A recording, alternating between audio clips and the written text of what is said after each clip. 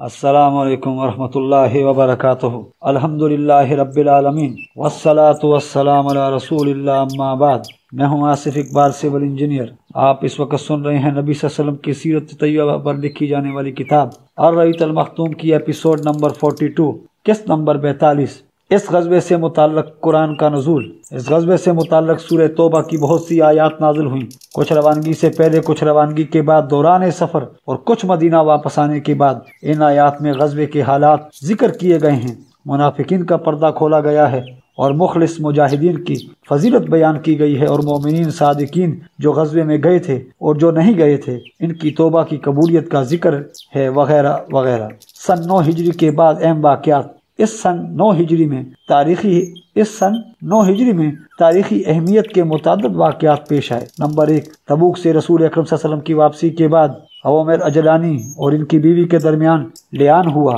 Number 2، غامدیہ عورت کو جس نے آپ صلی اللہ علیہ وسلم کی خدمت میں حاضر ہو کر بدکاری کا اقرار کیا تھا، رجم کیا گیا۔ اس عورت نے بچے کی پیدائش کے بعد جب دودھ چھڑا لیا تب اسے رجم کیا گیا تھا۔ نمبر 3، اضحمہ نجاشی شاہ حبشہ نے وفات پائی اور رسول اکرم صلی اللہ علیہ وسلم نے اس کا غائبانہ نماز جنازہ پڑھی۔ نمبر 4، نبی کریم صلی اللہ علیہ وسلم کی صاحبزادی ام کلثوم رضی اللہ تعالیٰ عنہ کی وفات ہوئی۔ اس کی وفات پر آپ صلی اللہ علیہ وسلم کو سخت غم ہوا اور آپ صلی اللہ علیہ وسلم نے حضرت عثمان غنی رضی اللہ تعالیٰ سے فرمایا، اگر میرے پاس تیسری لڑکی ہوتی تو اس کی شادی بھی تم سے کر دیتا۔ نمبر 5، تبوک سے رسول اکرم صلی اللہ علیہ وسلم کی واپسی کے بعد رأس المنافقین عبداللہ بن ابی نے وفات پائی۔ رسول اکرم صلی اللہ علیہ وسلم نے اس کے لیے دعائے مغفرت کی اور حضرت عمر رضی اللہ تعالیٰ عنہ کے روکنے کے باوجود اس کی نماز جنازہ پڑھی۔ بعد میں وحی نازل ہوئی اور اس میں حضرت عمر رضی اللہ تعالیٰ عنہ کی موافقت اور تائید کرتے ہوئے منافقین پر نماز جنازہ پڑھنے سے منع کر دیا گیا۔ حج 9 ہجری زیر امارت حضرت ابوبکر صدیق رضی اللہ تعالیٰ عنہ۔ اس سال ذی القعدہ یا ذی الحجہ 9 ہجری میں رسول اکرم صلی اللہ علیہ وسلم نے مناسک کی حج قائم کرنے کی غرض سے ابوبکر صدیق رضی اللہ تعالیٰ کو امیر حج بنا کر روانہ فرمایا۔ اس کے بعد سورہ برات کا ابتدائی حصہ نازل ہوا، جس میں مشرکین سے کیے گئے عہد و پیمان کو برابری کی بنیاد پر ختم کرنے کا حکم دیا گیا تھا۔ اس حکم کے آ جانے کے بعد رسول اللہ صلی اللہ علیہ وسلم نے حضرت علی بن ابی طالب رضی اللہ تعالیٰ عنہ کو روانہ فرمایا تاکہ وہ آپ کی جانب سے اس کا اعلان کر دیں۔ ایسا اس لیے کرنا پڑا کہ خون اور مال کے عہد و پیمان کے سلسلے میں عرب کا یہی دستور تھا کہ آدمی یا تو خود اعلان کرے یا اپنے خاندان کے کسی فرد سے اعلان کرائے۔ خاندان سے باہر کے کسی آدمی کا کیا ہوا اعلان تسلیم نہیں کیا جاتا تھا۔ حضرت ابوبکر صدیق رضی اللہ تعالیٰ نے حضرت علی رضی اللہ تعالیٰ کی ملاقات ارج یا وادی زبحان میں ہوئی۔ حضرت ابوبکر صدیق رضی اللہ تعالیٰ نے دریافت کیا کہ امیر ہو یا معمور؟ حضرت علی رضی اللہ تعالیٰ نے کہا نہیں بلکہ معمور ہوں۔ پھر دونوں آگے بڑھے۔ حضرت ابوبکر صدیق رضی اللہ تعالیٰ نے لوگوں کو حج کرایا۔ جب 10ویں تاریخ یعنی قربانی کا دن آیا تو حضرت علی بن ابی طالب رضی اللہ تعالیٰ نے جمرہ کے پاس کھڑے ہو کر لوگوں میں وہ اعلان کیا جس کا حکم رسول اکرم صلی اللہ علیہ وسلم نے دیا تھا، یعنی تمام عہد والوں کا عہد ختم کر دیا اور انہیں 4 مہینے کی مہلت دی۔ اس طرح جن کے ساتھ کوئی عہد و پیمان نہ تھا انہیں بھی 4 مہینے کی مہلت دی۔ البتہ جو مشرکین نے مسلمانوں سے عہد نبھانے میں کوئی کوتاہی نہ کی تھی اور نہ مسلمانوں کے خلاف کسی کی مدد کی تھی، ان کا عہد ان کے طے کردہ مدت تک برقرار رکھا۔ اور حضرت ابوبکر صدیق رضی اللہ تعالیٰ نے صحابہ کرام کی ایک جماعت بھیج کر یہ اعلان عام کرایا کہ آئندہ سے کوئی مشرک حج نہیں کر سکتا اور نہ کوئی ننگا آدمی بیت اللہ کا طواف کر سکتا ہے۔ یہ اعلان گویا جزیرۃ العرب سے بت پرستی کے خاتمے کا اعلان تھا، یعنی اس سال کے بعد بت پرستی کے لیے آمد و رفت کی کوئی گنجائش نہیں تھی۔ غزوات پر ایک نظر۔ نبی کریم صلی اللہ علیہ وسلم کی غزوات، سرائیہ اور فوجی مہمات پر ایک نظر ڈالنے کے بعد کوئی بھی شخص جو جنگ کے احوال، پس منظر و پیش و منظر اور آثار و نتائج کا علم رکھتا ہو، یہ اعتراف کیے بغیر نہیں رہ سکتا کہ نبی کریم صلی اللہ علیہ وسلم دنیا کے سب سے بڑے اور باکمال فوجی کمانڈر تھے۔ آپ صلی اللہ علیہ وسلم کی سوجھ بوجھ سب سے زیادہ درست اور آپ صلی اللہ علیہ وسلم کی فراست اور بیدار مغزی سب سے زیادہ گہری تھی۔ آپ صلی اللہ علیہ وسلم جس طرح نبوت اور رسالت کے اوصاف میں سید الرسل اور اعظم الانبیاء تھے، اس طرح فوجی قیادت کے وصف میں بھی آپ صلی اللہ علیہ وسلم یگانہ روزگار اور نادر عبقریت کے مالک تھے۔ چنانچہ آپ صلی اللہ علیہ وسلم نے جو بھی مارکہ آرائی کی، اس کے لیے ایسے حالات و ایسے حالات و جہاد کا انتخاب فرمایا جو حزم و تدبر اور حکمت و شجاعت کے عین مطابق تھے۔ کسی مارکے میں حکمت عملی، لشکر کی ترتیب اور حساس مراکز پر اس کی تعیناتی، موضوع ترین مقام جنگ کے انتخاب اور جنگی پلاننگ وغیرہ میں آپ صلی اللہ علیہ وسلم سے کوئی چوک نہیں ہوئی، اور اسی لیے اس بنیاد پر آپ صلی اللہ علیہ وسلم کو کبھی کوئی ذکر نہیں اٹھانی پڑی، بلکہ ان تمام جنگی معاملات و مسائل کے سلسلے میں آپ صلی اللہ علیہ وسلم نے اپنی عملی اقدامات سے ثابت کر دیا کہ دنیا بڑے بڑے کمانڈروں کے تعلق سے جس طرح کی قیادت کا علم رکھتی ہے، آپ صلی اللہ علیہ وسلم اس سے بہت کچھ مختلف، ایک نرالی ہی قسم کی کمانڈرانہ صلاحیت کے مالک تھے، جس کے ساتھ شکست کا کوئی سوال ہی نہ تھا۔ اس موقع پر یہ عرض کر دینا بھی ضروری ہے کہ احد اور حنین میں جو کچھ پیش آیا، اس کا سبب رسول اکرم صلی اللہ علیہ وسلم کی کسی حکمت عملی کی خامی نہ تھی، بلکہ اس کے پیچھے حنین میں کچھ افراد لشکر کی بعض کمزوریاں کار فرما تھیں، اور احد میں آپ کی نہایت اہم حکمت عملی اور لازمی ہدایت کو نہایت فیصلہ کن لمحات میں نظر انداز کر دیا گیا تھا۔ پھر ان دونوں غزوات میں جب مسلمانوں کو ذکر اٹھانے کی نوبت آئی تو آپ صلی اللہ علیہ وسلم نے جس عبقریت کا مظاہرہ فرمایا، اپنی مثال آپ تھے۔ آپ دشمن کے مد مقابل ڈٹے رہے اور اپنی نادرہ روزگار حکمت عملی سے اسے یا تو اس کے مقصد میں ناکام بنا دیا جیسا کہ احد میں ہوا، یا جنگ کا پاسا اس طرح پلٹ دیا کہ مسلمانوں کی شکست فتح میں تبدیل ہو گئی جیسا کہ حنین میں ہوا۔ حالانکہ احد جیسی خطرناک صورتحال اور حنین جیسی بے لگام بھگدڑ سپہ سالاروں کی قوت فیصلہ سلب کر لیتی ہے، ان کے اعصاب پر اتنا بدترین اثر ڈالتی ہے کہ انہیں اپنے بچاؤ کے علاوہ اور کوئی فکر نہیں رہ پاتی۔ یہ گفتگو تو ان غزوات کے خالص فوجی اور جنگی پہلو سے تھی، باقی رہے دوسرے گوشے تو وہ بھی بے حد اہم ہیں۔ آپ نے ان غزوات کے ذریعے امن و امان قائم کیا، فتنے کی آگ بجھائی، اسلام و بت پرستی کی کشمکش میں دشمن کی شوکت توڑ کر رکھ دی، اور انہیں اسلامی دعوت و تبلیغ کی راہ آزاد چھوڑ دینے اور مصالحت کرنے پر مجبور کر دیا۔ اس طرح آپ صلی اللہ علیہ وسلم نے ان جنگوں کی بدولت یہ بھی معلوم کر لیا کہ آپ صلی اللہ علیہ وسلم کے ساتھ دینے والے میں کون لوگ ہیں مخلص ہیں اور کون لوگ منافق، جو نہایت خانہ دل میں غدر و خیانت کے جذبات چھپائے ہوئے۔ پھر آپ نے محاذرائی کے عملی نمونوں کے ذریعے مسلمان کمانڈروں کی ایک زبردست جماعت بھی تیار کر دی، جنہوں نے آپ صلی اللہ علیہ وسلم کے بعد عراق شام کے میدانوں میں فارس اور روم سے ٹکر لی، اور جنگی پلاننگ اور تکنیک میں ان کے بڑے بڑے کمانڈروں کو مات دے کر انہیں ان کے مکانات اور سرزمین و اموال سے، باغات سے، چشموں اور کھیتوں سے، آرام دہ اور باعزت مقام سے اور مزیدار نعمتوں سے نکال باہر کیا۔ اسی طرح رسول اکرم صلی اللہ علیہ وسلم نے ان غزوات کی بدولت مسلمانوں کے لیے رہائش، کھیتی پیشی اور کام کا انتظام فرمایا، بے خانمہ اور محتاج پناہ گزینوں کے مسائل حل کیے، ہتھیار، گھوڑے، ساز و سامان اور اخراجات جنگ مہیا کیے، اور یہ سب کچھ اللہ کے بندوں پر ذرا برابر ظلم و زیادتی، جور و جفا کیے بغیر حاصل کیا۔ آپ نے اسباب و وجوہ و اغراض و مقاصد کو بھی تبدیل کر ڈالا جن کے لیے دور جاہلیت میں جنگ کے شعلے بھڑکا کرتے تھے، یعنی دور جاہلیت میں جنگ نام تھی لوٹ مار اور قتل و غارت گری کا، ظلم و زیادتی اور انتقام اور تشدد کا، کمزوروں کو کچلنے، آبادیاں ویران کرنے اور عمارتیں ڈھانے کا، عورتوں کی بے حرمتی کرنے اور بوڑھوں، بچوں اور بچیوں کے ساتھ سنگ دلی سے پیش آنے کا، کھیتی باڑی اور جانوروں کو ہلاک کرنے اور زمین میں تباہی و فساد مچانے کا۔ مگر اسلام نے اس جنگ کی روح تبدیل کر کے اسے ایک مقدس جہاد میں بدل دیا، جسے نہایت موضوع اور معقول اسباب کے تحت شروع کیا جاتا ہے، اور اس کے ذریعے ایسے شریفانہ مقاصد اور بلند پایہ اغراض حاصل کیے جاتے ہیں جنہیں ہر زمانے اور ہر ملک میں انسانی معاشرے کے لیے باعث اعزاز تسلیم کیا گیا ہے، کیونکہ اب جنگ کا مفہوم یہ ہو گیا تھا کہ انسان کو قہر و ظلم کے نظام سے نکال کر عدل و انصاف کے نظام میں لانے کی مسلح جد و جہد کی جائے، یعنی ایک ایسے نظام کو جس میں طاقتور کمزور کو کھا رہا ہو، الٹ کر ایک ایسا نظام قائم کیا جائے جس میں طاقتور کمزور ہو جائے، اور جب تک کہ اس سے کمزور کا حق لے نہ لیا جائے۔ اس طرح اب جنگ کا معنی یہ ہو گیا تھا کہ ان کمزور مردوں، عورتوں اور بچوں کو نجات دلائی جائے جو دعائیں کرتے رہتے ہیں کہ ہمارے پروردگار ہمیں اس بستی سے نکال جس کے باشندے ظالم ہیں، اور ہمارے لیے اپنے پاس سے ولی بنا اور اپنے پاس سے مددگار بنا۔ نیز اس جنگ کا معنی یہ ہو گیا کہ اللہ کی زمین کو غدر و خیانت، ظلم و ستم اور بدی و گناہ سے پاک کر کے اس کی جگہ امن و امان، رافت و رحمت، حقوق رسانی، مروت و انسانیت کا نظم بحال کیا جائے۔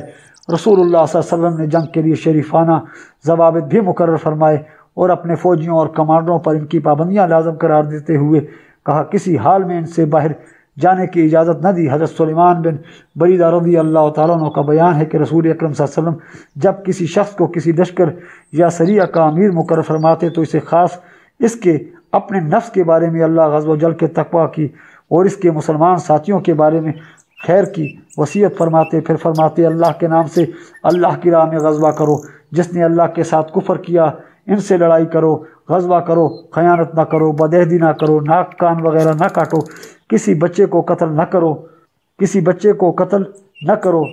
اسی طرح آپ آسانی برتنے کا حکم دیتے اور فرماتے آسانی کرو، سختی نہ کرو، لوگوں کو سکون دلاؤ، متنفر نہ کرو۔ اور جب رات میں آپ صلی اللہ علیہ وسلم کسی قوم کے پاس پہنچتے تو صبح ہونے سے پہلے چھاپا نہ مارتے۔ نیز آپ صلی اللہ علیہ وسلم نے کسی کو آگ میں جلانے سے نہایت سختی کے ساتھ منع کیا۔ اسی طرح باندھ کر قتل کرنے اور عورتوں کو مارنے اور انہیں قتل کرنے سے بھی منع کیا اور لوٹ مار سے روکا، حتیٰ کہ آپ نے فرمایا کہ لوٹ کا مال مردار کی طرح ہی حرام ہے۔ اسی طرح آپ نے کھیتی باڑی تباہ کرنے، جانور ہلاک کرنے اور درخت کاٹنے سے منع فرمایا، سوائے اس صورت کے کہ اس کی سخت ضرورت آن پڑے اور درخت کاٹے بغیر کوئی چارہ کار نہ ہو۔ فتح مکہ کے موقع پر آپ صلی اللہ علیہ وسلم نے یہ بھی فرمایا کسی زخمی پر حملہ نہ کرو، کسی بھاگنے والے کا پیچھا نہ کرو، کسی قیدی کو قتل نہ کرو۔ آپ نے یہ سنت بھی جاری فرمائی کہ سفیر کو قتل نہ کیا جائے۔ نیز آپ نے معاہدین غیر مسلم شہریوں کے قتل سے بھی نہایت سختی سے روکا، یہاں تک کہ فرمایا جو شخص کسی معاہد کو قتل کرے گا وہ جنت کی خوشبو نہیں پائے گا، حالانکہ اس کی خوشبو 40 سال کے فاصلے سے پائی جاتی ہے۔ اور اس طرح کے دوسرے بلند پایہ قواعد و ضوابط تھے جن کی بدولت جنگ کا عمل جاہلیت کی گندگیوں سے پاک و صاف ہو کر مقدس جہاد میں تبدیل ہو گیا۔ اللہ کے دین میں فوج در فوج داخلہ، جیسا کہ ہم نے عرض کیا، غزوہ فتح مکہ ایک فیصلہ کن معرکہ تھا جس نے بت پرستی کا کام تمام کر دیا اور سارے عرب کے لیے حق و باطل کی پہچان ثابت ہوا۔ اس کی وجہ سے ان کے شبہات جاتے رہے، اسی لیے اس کے بعد انہوں نے بڑی تیز رفتاری سے اسلام قبول کیا۔ حضرت عمر بن سلمہ کا بیان ہے کہ ہم لوگ ایک چشمے پر آباد تھے جو لوگوں کی گزرگاہ تھا، ہمارے ہاں سے قافلے گزرتے رہتے تھے اور ہم ان سے پوچھتے رہتے تھے کہ لوگوں کا کیا حال ہے، اس آدمی یعنی نبی کریم صلی اللہ علیہ وسلم کا کیا حال ہے اور کیا ہے؟ لوگ کہتے وہ سمجھتا ہے کہ اللہ نے اسے پیغمبر بنایا ہے، اس کے پاس وحی بھیجی ہے، اللہ نے یہ اور یہ وحی کی ہے، اور یہ بات یاد کر لیتا تھا، گویا وہ میرے سینے میں چپک جاتی تھی۔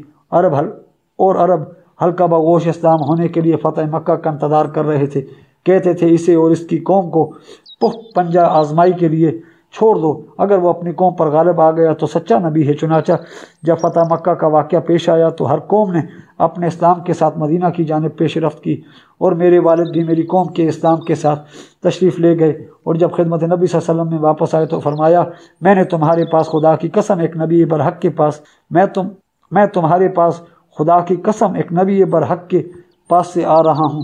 آپ نے فرمایا کہ فلاں نماز فلاں وقت پڑھو اور فلاں نماز فلاں وقت پڑھو، اور جب نماز کا وقت آ جائے تو تم میں سے ایک آدمی اذان کہے اور جسے قرآن زیادہ یاد ہو وہ امامت کرے۔ اس حدیث سے اندازہ ہوتا ہے کہ فتح مکہ کا واقعہ حالات کی تبدیل کرنے میں، اسلام کو قوت بخشنے میں، اہل عرب کا موقف متعین کرانے میں اور اسلام کے سامنے انہیں سپر انداز کرنے میں کتنے گہرے اور دور رس اثرات رکھتا تھا۔ یہ کیفیت غزوہ تبوک کے بعد پختہ سے پختہ تر ہو گئی۔ اس لیے ہم دیکھتے ہیں کہ ان 2 برسوں یعنی کہ 9 ہجری اور 10 ہجری میں مدینہ آنے والے وفود کا تانا بندہ ہوا تھا، اور لوگ اللہ کے دین میں فوج در فوج داخل ہو رہے تھے، یہاں تک کہ وہ اسلامی لشکر جو فتح مکہ کے موقع پر 10,000 سپاہ پر مشتمل تھا، اس کی تعداد غزوہ تبوک میں جبکہ ابھی فتح مکہ پر پورا 1 سال بھی نہیں گزرا تھا اتنی بڑھ گئی تھی کہ وہ 30,000 فوجیوں کے ٹھاٹھے مارتے ہوئے سمندر میں تبدیل ہو گیا۔ پھر ہم حجۃ الوداع میں دیکھتے ہیں کہ 1,24,000 یا 1,44,000 اہل اسلام کا سیلاب امڑ پڑا تھا، امڑ پڑا ہے، جو رسول اکرم صلی اللہ علیہ وسلم کے گردا گرد اس طرح لبیک پکارتا، تکبیر کہتا اور حمد و تسبیح کے نغمے گنگناتا ہے کہ آفاق گونج اٹھتا ہے، آفاق گونج اٹھتے ہیں اور وادی و کوہسار نغمہ توحید سے معمور ہو جاتے ہیں۔ اہل مغازی نے جن وفود کا تذکرہ کیا ہے ان کی تعداد 70 سے زیادہ ہے، لیکن یہاں نہ تو ان سب کے ذکر کی گنجائش ہے اور نہ ان کی تفصیل بیان میں کوئی بڑا فائدہ ہی مضمر ہے، اس لیے ہم صرف انہی وفود کا ذکر کر رہے ہیں جو تاریخی حیثیت سے اہمیت تو ندرت کے حامل ہیں۔ قارئین کرام، یہ بات ملحوظ خاطر رکھنی چاہیے کہ اگرچہ عام قبائل کے وفود فتح مکہ کے بعد خدمت نبی صلی اللہ علیہ وسلم میں حاضر ہونا شروع ہوئے تھے، لیکن بعض قبائل ایسے بھی تھے جن کے وفود فتح مکہ سے پہلے ہی مدینہ آ چکے تھے، یہاں ہم ان کا ذکر کر رہے ہیں۔ نمبر 1، وفد عبد القیس۔ اس قبیلے کا وفد 2 بار خدمت نبی صلی اللہ علیہ وسلم میں حاضر ہوا تھا، پہلے بار 5 ہجری میں یا اس سے بھی پہلے، اور دوسری بار عام الوفود یعنی کہ 9 ہجری میں۔ پہلی بار اس کی آمد کی وجہ یہ ہوئی کہ اس قبیلے کا ایک شخص منتقص بن حبان سامان تجارت لے کر مدینہ آیا جایا کرتا تھا۔ وہ جب نبی کریم صلی اللہ علیہ وسلم کی ہجرت کے بعد مدینہ آیا اور اسے اسلام کا علم ہوا تو مسلمان ہو گیا اور نبی کریم صلی اللہ علیہ وسلم کا ایک خط لے کر اپنی قوم کے پاس گیا۔ ان لوگوں نے بھی اسلام قبول کر لیا اور ان کے 13 یا 14 آدمیوں کا ایک وفد حرمت والے مہینے میں خدمت نبی صلی اللہ علیہ وسلم میں حاضر ہوا۔ اسی دفعہ اس وفد نے نبی کریم صلی اللہ علیہ وسلم سے ایمان اور مشروبات کے متعلق سوال کیا تھا۔ اس وفد کا سربراہ الاشج العصری تھا، جس کے بارے میں رسول اکرم صلی اللہ علیہ وسلم نے فرمایا تھا کہ تم میں 2 ایسی خصلتیں ہیں جنہیں اللہ پسند کرتا ہے، نمبر 1 دور اندیشی، نمبر 2 بردباری۔ دوسری بار اس قبیلے کا وفد جیسا کہ بتایا گیا وفود والے سال میں آیا تھا۔ اس وقت ان کی تعداد 40 اور ان میں علا بن جارود عبدی تھا جو نصرانی تھا لیکن مسلمان ہو گیا اور اس کا اسلام بہت خوب رہا۔ نمبر 2 وفد دوس۔ یہ وفد 7 ہجری کے اوائل میں مدینہ آیا۔ اس وقت رسول اکرم صلی اللہ علیہ وسلم خیبر میں تھے۔ آپ پچھلے اوراق میں پڑھ چکے ہیں کہ اس قبیلے کے سربراہ حضرت طفیل بن عمرو دوسی رضی اللہ تعالیٰ عنہ اس وقت حلقہ بگوش اسلام ہوئے تھے جب رسول اکرم صلی اللہ علیہ وسلم مکہ میں تھے۔ پھر انہوں نے اپنی قوم میں واپس جا کر اسلام کی دعوت و تبلیغ کا کام مسلسل کیا، لیکن ان کی قوم برابر ٹالتی اور تاخیر کرتی رہی، یہاں تک کہ حضرت طفیل ان کی طرف سے مایوس ہو گئے۔ پھر انہوں نے خدمت نبی صلی اللہ علیہ وسلم میں حاضر ہو کر عرض کی کہ آپ قبیلہ دوست پر بد دعا کر دیجئے، لیکن آپ نے فرمایا اے اللہ دوست کو ہدایت دے، اور آپ کی اس دعا کے بعد اس قبیلے کے لوگ مسلمان ہو گئے۔ حضرت طفیل نے اپنی قوم کے 70 یا 80 گھرانوں کی جمعیت لے کر 7 ہجری کے اوائل میں اس وقت مدینہ ہجرت کی، جب نبی کریم صلی اللہ علیہ وسلم خیبر میں تشریف فرما تھے۔ اس کے بعد حضرت طفیل رضی اللہ تعالیٰ عنہ خیبر میں آپ کے ساتھ جا ملے۔ نمبر 3 فضوحہ بن عمرو جزامی کا پیغام رسان۔ حضرت فضوحہ رومی سپاہی کے اندر ایک عربی کمانڈر تھے۔ انہیں رومیوں نے اپنی حدود سے متصل عرب علاقوں کا گورنر بنا رکھا تھا۔ ان کا مرکز معان جنوبی اردن تھا اور عملداری گرد و پیش کے علاقوں میں تھی۔ انہوں نے جنگ موتا 8 ہجری میں مسلمانوں کی مارکہ آرائی شجاعت اور جنگی پختگی دیکھ کر اسلام قبول کر لیا اور ایک قاصد بھیج کر رسول اکرم صلی اللہ علیہ وسلم کو اپنے مسلمان ہونے کی اطلاع دی۔ تحفہ میں ایک سفید خچر بھی بھجوایا۔ رومیوں کو ان کے مسلمان ہونے کا علم ہوا تو انہوں نے پہلے تو انہیں گرفتار کر کے قید میں ڈال دیا، پھر اختیار دیا کہ یا تو مرتد ہو جائیں یا موت کے لیے تیار رہیں۔ انہوں نے ارتداد پر موت کو ترجیح دی، چنانچہ انہیں فلسطین میں افرا نامی ایک چشمے پر سولی دے کر شہید کر دیا گیا۔ نمبر 4 وفد صدا۔ یہ وفد 8 ہجری میں جعرانہ سے رسول اکرم صلی اللہ علیہ وسلم کی واپسی کے بعد حاضر خدمت ہوا۔ اس کی وجہ یہ ہوئی کہ رسول اکرم صلی اللہ علیہ وسلم نے 400 مسلمانوں کی ایک مہم تیار کر کے اسے حکم دیا کہ یمن کا وہ گوشہ روند آویں جس میں قبیلہ صدا رہتا ہے۔ یہ مہم ابھی وادی کناتھا کے سرے پر خیمہ زن تھی کہ حضرت زیاد بن حارث صدائی کو اس کا علم ہو گیا اور وہ بھاگ رسول اکرم صلی اللہ علیہ وسلم کی خدمت میں حاضر ہوئے اور عرض کی کہ میرے پیچھے جو لوگ ہیں ان کے نمائندے کی حیثیت سے حاضر ہوا ہوں، لہذا آپ لشکر واپس بلا لیں اور آپ کے لیے اپنی قوم کا ضامن ہوں۔ آپ نے وادی कनाता ही से लश्कर वापस बुला लिया। इसके बाद हज़रत ज़ियाद ने अपनी कौम में वापस जाकर उन्हें तरगीब दी कि रसूल अकरम सल्लल्लाहु अलैहि वसल्लम की खिदमत में हाज़िर हों। इनकी तरगीब पर 15 आदमी खिदमत नबी सल्लल्लाहु अलैहि वसल्लम में हाज़िर हुए और कबूल इस्लाम पर बैत की। फिर अपनी कौम में वापस जाकर इस्लाम की तबलीग की और इनमें इस्लाम फैल गया। हज्जतुल विदा के मौका पर इनके 100 आदमियों ने रसूल अकरम सल्लल्लाहु अलैहि वसल्लम की खिदमत में शर्फ़ बारियाबी हासिल किया। नंबर 5, काब बिन ज़हीर बिन अबी सलमा की आमद। ये शख्स एक शायर खानवादे का चश्म चराग था और ख़ुद भी अरब का अजीम तरीन शायर था। ये काफर था और नबी करीम सल्लल्लाहु अलैहि वसल्लम की हिज्जो किया करता था।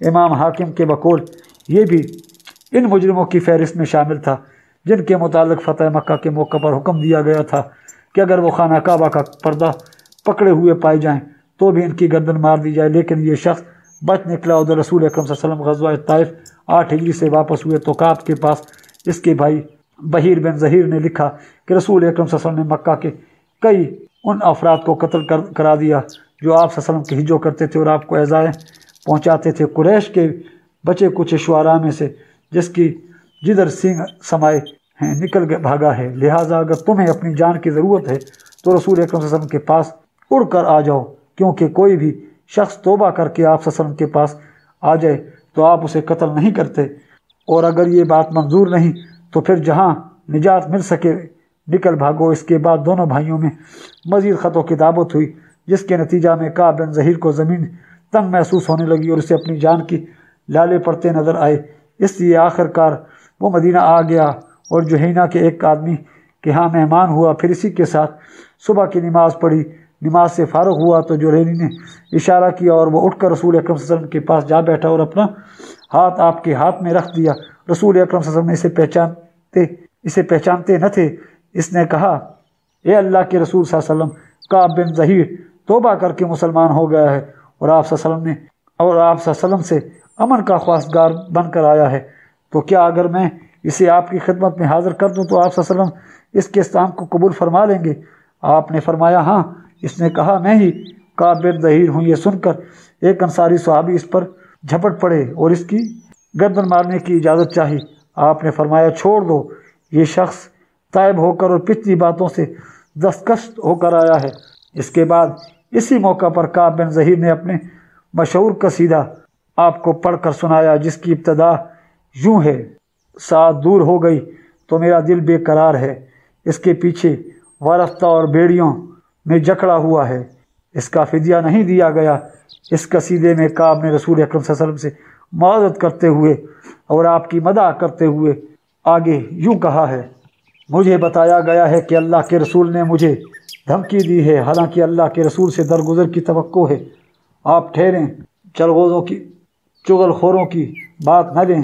वो ज़ात आपकी रहनुमाई करे जिसने आपको नसाई और तक़ील से कुरान का तोहफ़ा दिया। अगरचे मेरे बारे में बातें बहुत कही गई हैं, लेकिन मैंने जुर्म नहीं किया है। मैं ऐसी जगह खड़ा हूँ और वो बातें देख और सुन रहा हूँ। अगर हाथी भी वहाँ खड़ा हो और इन बातों को सुने और जो देखे तो थरथरा जाए, सिवाय इस सूरत के कि इस पर अल्लाह के इज़्न से रसूलुल्लाह सल्लल्लाहु अलैहि वसल्लम की नवाजिश हो। हत्ता कि मैंने अपना हाथ किसी नज़ा के बगैर इस हस्ती मोहतरम के हाथ में रख दिया जिसे इंतकाम पर पूरी कुदरत है और जिसकी बात है। जब मैं इससे बात करता हूँ दरा हालांकि मुझसे कहा गया है कि तुम्हारी तरफ फ़लाँ बातें मंसूब हैं और तुमने बात पुष्ट की जाएगी, तो वो मेरे नज़दीक इस शेर से भी ज़्यादा खौफनाक होते हैं जिसकी कछार किसी हलाकत खेज़ वादी के बतन में वाक़या किसी ऐसी सख्त ज़मीन में हो जिससे पहले भी हलाकत ही हो। यकीनन रसूल अकरम सल्लल्लाहु अलैहि वसल्लम एक नूर हैं जिनसे रोशनी हासिल की जाती है। अल्लाह की तलवारों में से एक सोती हुई हिंदी तलवार हैं। इसके बाद काब बिन ज़हीर ने मुहाजिरीन ने कुरैश की तारीफ़ की, क्योंकि काब की आमद पर इनके किसी आदमी ने खैर के सिवा कोई बात और हरकत नहीं की थी। लेकिन इनकी मदाह के दौरान अंसार पर तंज की, क्योंकि इनके एक आदमी ने इनकी गर्दन मारने की इजाज़त चाही थी। चुनाचा कहा, वो कुरैश खूबसूरत भटकते ऊँट की चाल चलते हैं और शमशीर जनी इनकी हिफाजत करती है, जबकि नाटे कोटे काले कलोटे लोग रास्ता छोड़कर भागते हैं। لیکن جب وہ مسلمان ہو گیا اور اس کے اسلام میں عمدگی آ گئی تو اس نے قصیدہ انصار کے مدح میں کہا، ان کی شان میں اس سے جو غلطی ہو گئی تھی اس کی تلافی کی۔ چنانچہ اس قصیدے میں کہا، جسے کریمانہ زندگی پسند ہو وہ ہمیشہ صالح انصار کے کسی دستے میں رہے، انہوں نے خوبیاں باپ دادا سے ورثہ میں پائی ہیں، در حقیقت اچھے لوگ وہی ہیں جو اچھوں کی اولاد ہیں۔ نمبر 6، وفد غزرہ۔ یہ وفد سفر 9 ہجری میں مدینہ آیا، 12 آدمیوں پر مشتمل تھا۔ اس میں حمزہ بن نعمان بھی تھے۔ جب وفد سے پوچھا گیا کہ آپ کون لوگ ہیں تو ان کے نمائندے نے کہا، ہم بنو عذرا ہیں، قصی کے اخیافی بھائی ہیں، قصی کے اخیافی بھائی ہیں۔ ہم نے ہی قصی کی تائید کی تھی اور خزا اور بنو بکر کو مکہ سے نکالا تھا۔ یہاں ہمارے رشتہ داریاں اور قرابت داریاں ہیں۔ اس پر نبی کریم صلی اللہ علیہ وسلم نے خوش آمدید کہا اور ملک شام کی فتح کیے جانے کی بشارت دی، نیز انہیں کاہنہ عورتوں سے سوال کرنے سے منع کیا اور ان ذبیحوں سے روکا جنہیں یہ لوگ حالت شرک میں ذبح کیا کرتے تھے۔ اس وفد نے اسلام قبول کیا اور چند روز ٹھہر کر واپس گیا۔ نمبر 7، وفد بلی۔ یہ ربیع الاول 9 ہجری میں مدینہ آیا اور حلقہ بگوش اسلام ہو کر 3 روز مقیم رہا۔ دوران قیام وفد کے رئیس ابو الزبیب نے دریافت کیا کہ کیا ضیافت میں بھی اجر ہے؟ رسول اکرم صلی اللہ علیہ وسلم نے فرمایا، ہاں، کسی مالدار یا فقیر کے ساتھ جو بھی اچھا سلوک کرو گے وہ صدقہ ہے۔ اس نے پوچھا، مدت ضیافت کتنی ہے؟ آپ نے فرمایا 3 دن۔ اس نے پوچھا، کسی لاپتہ شخص کی گمشدہ بھیڑ بکری مل جائے تو کیا حکم ہے؟ آپ نے فرمایا، وہ تمہارے لیے ہے یا تمہارے بھائی کے لیے ہے یا پھر بھیڑیے کے لیے ہے۔ اس کے بعد اس گمشدہ اونٹ کے متعلق سوال کیا۔ آپ نے فرمایا، تم اس سے کیا واسطہ، اسے چھوڑ دو یہاں تک کہ اس کا مالک اسے پا جائے۔ نمبر 8، وفد ثقیف۔ یہ وفد رمضان 9 ہجری میں تبوک سے رسول اکرم صلی اللہ علیہ وسلم کی واپسی کے بعد حاضر ہوا۔ اس قبیلے میں اسلام پھیلنے کی صورت یہ ہوئی کہ رسول اکرم صلی اللہ علیہ وسلم نے ذی-قعدہ 8 ہجری میں جب غزوہ طائف سے واپس ہوئے تو آپ صلی اللہ علیہ وسلم کے مدینہ پہنچنے سے پہلے ہی اس قبیلے کے سردار عروہ بن مسعود نے آپ صلی اللہ علیہ وسلم کی خدمت میں حاضر ہو کر اسلام قبول کر لیا۔ پھر اپنے قبیلہ میں واپس جا کر لوگوں کو اسلام کی دعوت دی۔ وہ چونکہ اپنی قوم کا سردار تھا اور صرف یہی نہیں کہ اس کی بات مانی جاتی تھی بلکہ اس کے قبیلے کے لوگ اپنی لڑکیوں عورتوں سے بھی زیادہ محبوب رکھتے تھے، اس لیے اس کا خیال تھا کہ لوگ اس کی اطاعت کریں گے۔ لیکن جب اس نے اسلام کی دعوت دی تو اس توقع کے بالکل برخلاف لوگوں نے اس پر ہر طرف سے تیروں کی بوچھاڑ کر دی اور اسے جان سے مار ڈالا۔ پھر اسے قتل کرنے کے بعد چند مہینے تو یوں ہی مقیم رہے، لیکن اس کے بعد انہیں احساس ہوا کہ گرد و پیش کا علاقہ جو مسلمان ہو چکا ہے اس سے ہم مقابلہ کی تاب نہیں رکھتے، لہٰذا انہوں نے باہم مشورہ کر کے طے کیا کہ ایک آدمی کو رسول اکرم صلی اللہ علیہ وسلم کی خدمت میں بھیجیں اور اس کے لیے عبد یعلیل بن عمرو سے بات چیت کی، مگر وہ آمادہ نہ ہوا۔ اسے اندیشہ تھا کہ کہیں اس کے ساتھ بھی وہی سلوک نہ کیا جائے جو عروہ بن مسعود کے ساتھ کیا جا چکا ہے، اس لیے اس نے کہا، میں یہ کام اس وقت تک نہیں کر سکتا جب تک میرے ساتھ مزید کچھ آدمی نہ بھیجو۔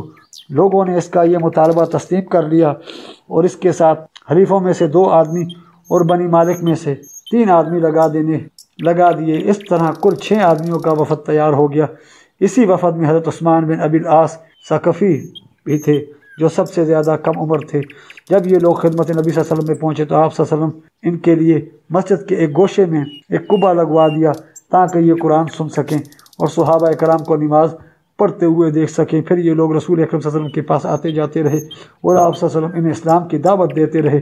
آخر ان کے سردار نے سوال کیا، آپ اپنے اور ثقیف کے درمیان ایک معاہدہ صلح لکھ دیں جس میں زناکاری، شراب نوشی اور سود خوری کی اجازت ہو، اس کے معبودات کو برقرار رہنے دیا جائے، انہیں نماز سے معاف رکھا جائے اور ان کے بت خود ان کے ہاتھوں سے نہ توڑوائے جائیں۔ لیکن رسول اکرم صلی اللہ علیہ وسلم نے ان میں سے کوئی بات بھی منظور نہ کی، لہٰذا انہوں نے تنہائی میں مشورہ کیا، مگر انہیں رسول اکرم صلی اللہ علیہ وسلم کے سامنے سپر ڈالنے کے سوا کوئی تدبیر نظر نہ آئی۔ آخر انہوں نے یہی کیا اور اپنے آپ کو رسول اکرم صلی اللہ علیہ وسلم کے حوالے کرتے ہوئے اسلام قبول کر لیا۔ البتہ یہ شرط لگائی کہ لات کو ڈھانے کا انتظام رسول اکرم صلی اللہ علیہ وسلم خود فرمائیں۔ ثقیف نے اسے اپنے ہاتھوں سے ہرگز نہ ڈھائیں گے۔ آپ نے یہ شرط منظور کر لی اور ایک نوشتہ لکھ دیا اور عثمان بن ابی آج ثقفی کو ان کا امیر بنا دیا، کیونکہ وہی اسلام کو سمجھنے اور دین قرآن کو تعلیم حاصل کرنے میں سب سے زیادہ پیش اور حریص تھے۔ اس کی وجہ یہ تھی کہ وفد کے ارکان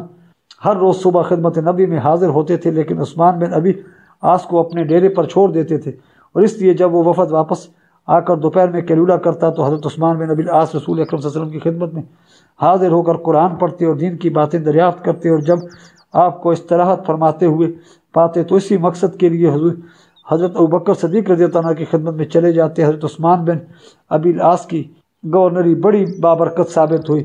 رسول اکرم صلی اللہ علیہ وسلم کی وفات کے بعد جب خلافت صدیقی میں ارتداد کی لہر چلی اور ثقیف نے بھی مرتد ہونے کا ارادہ کیا تو انہیں حضرت عثمان بن ابی العاص رضی اللہ تعالیٰ مخاطب کر کے کہا، ثقیف کے لوگوں، تم سب سے اخیر میں اسلام لائے ہو، اس لیے سب سے پہلے مرتد نہ ہو۔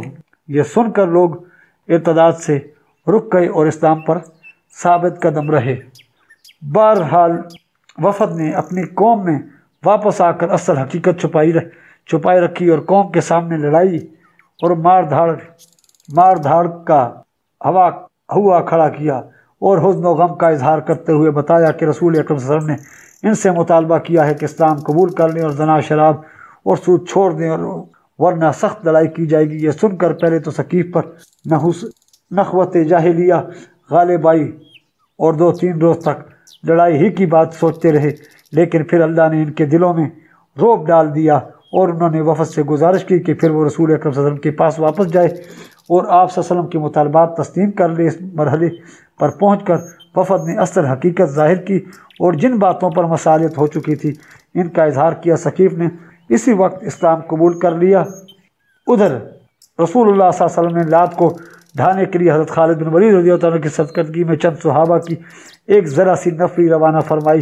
حضرت مغیرہ بن شعبہ نے کھڑے ہو کر گرز اٹھایا اور اپنے ساتھیوں سے کہا، واللہ میں ذرا آپ لوگوں کو ثقیف پر ہنساؤں گا۔ اس کے بعد لات پر گرز مار کر خود ہی گر پڑے اور ایڑیاں پٹکنے لگے۔ یہ بناوٹی منظر دیکھ کر اہل طائف پر ہول طاری ہو گئے، کہنے لگے، اللہ مغیرہ کو ہلاک کرے، اسے دیوی نے مار ڈالا۔ اتنے میں حضرت مغیرہ رضی اللہ تعالیٰ اچھل کھڑے ہو گئے اور فرمایا، اللہ تمہارا برا کرے، یہ تو پتھر اور مٹی کا تماشا ہے۔ پھر انہوں نے دروازے پر ضرب لگائی اور اسے توڑ دیا۔ اس کے بعد سب سے اونچی دیوار پر چڑھے اور ان کے ساتھ کچھ اور صحابہ بھی چڑھے، پھر اسے ڈھاتے ڈھاتے زمین کے برابر کر دیا، حتیٰ کہ اس کی بنیاد بھی کھود ڈالی اور اس کا زیور اور لباس نکال لیا۔ یہ دیکھ کر ثقیف دم بخود رہ گئے۔ حضرت خالد رضی اللہ تعالیٰ عنہ زیور اور لباس لے کر اپنی ٹیم کے ساتھ واپس ہوئے۔ رسول اکرم صلی اللہ علیہ وسلم نے سب کچھ اسی دن تقسیم فرما دیا، اور نبی کی نصرت اور دین کے اعزاز پر اللہ کی حمد کی۔ وآخر دعوانا الحمدللہ رب العالمین۔ اس کے ساتھ ہی ہماری آج کی ایپیسوڈ اختتام پذیر ہوتی ہے۔ ملتے ہیں انشاءاللہ اگلی ایپیسوڈ میں، تب تک کے لیے اللہ حافظ۔